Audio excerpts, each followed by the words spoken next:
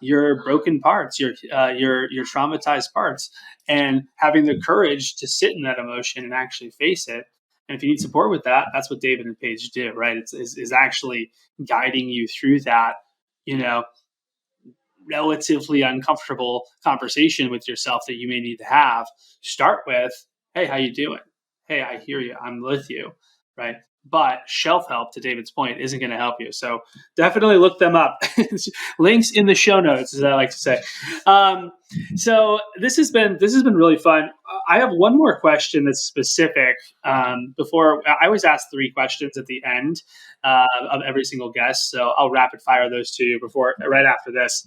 But my one question was about kids. Okay, you have kids. I have kids. You mentioned someone yells at you when you're 7 years old, or you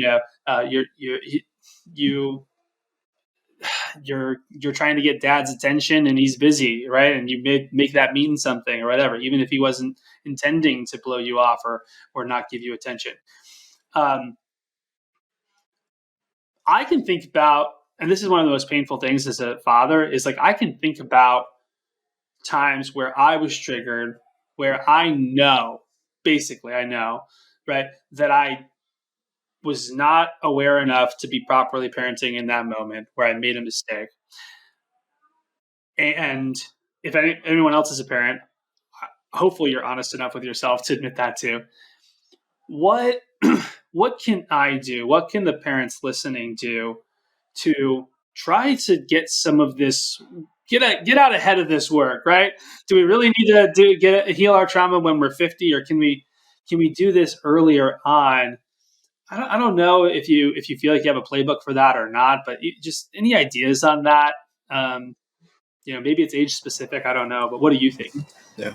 So I want to make sure that I'm understanding the question. Are you asking what the parent should be doing in regards to the parenting style and communication and that? In some ways, yeah. It's like, if I were to have a conversation about, mistakes that I've made with my son, let's say 7, right? How could I open up a dialogue? And again, he's 7, not 17. So, I understand there's got to be, a bridge there, because if I say some of these things, he's going to be like, what are you talking about? Because his level of awareness is not going to be there. But it's like, how could I go about reconciling different little things that maybe have picked up residue along the way? Any thoughts on that? I've often said this: the greatest thing that you can do for your children is to heal yourself, right? And so that is an ongoing process that happens. We have several parents as clients, and they are actually having parts conversations with their 5-year-old, their 7-year-old, their 10-year-old, or 12-year-old, age appropriately, and we help guide them through that. But it's interesting how brilliant children are. Isn't it true, Andrew? How brilliant your 7-year-old? You're like, what? I wasn't that smart. And they know far more than we give them credit for. So we even have the language typically where we'll say something like this. There's a part of me that feels this. There's a part of me that feels that. There's a part of me that doesn't want to do that. Right? It's not an accident, right? It's in our vernacular. And we can speak to our children that way too.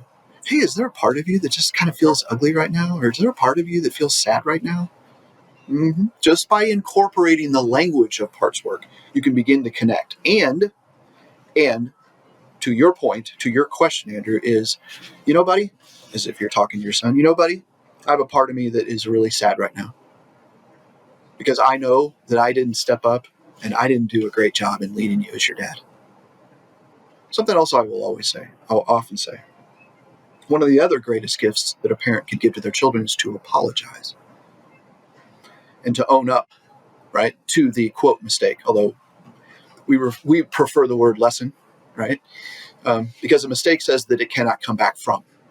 And that's not true with anything, ever, right? I often have people who will say, David, I wish I would have known this 10 years ago. I was like, it's okay. How old are you? Well, I'm 35. Oh, well, you have 75 more years left. And they're like, what? Mm-hmm. So it's never too late. And there's nothing that's irreconcilable, ever.